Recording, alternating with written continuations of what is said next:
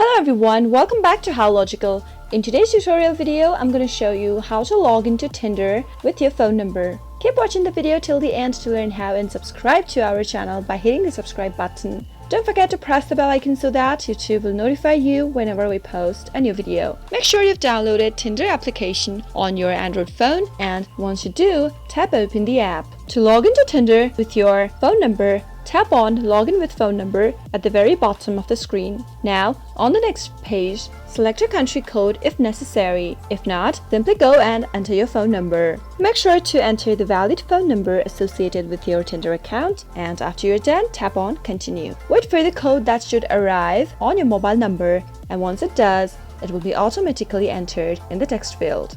Tap on Continue after you are done, and there you go! You have logged in to Tinder with your phone number. That is how you can easily do it. I hope the tutorial was helpful to you. If it was, go ahead and give it a thumbs up. Feel free to comment down below in the comment box if you have a question or a feedback for us. I'll surely be back with more tutorial episodes. Goodbye till then.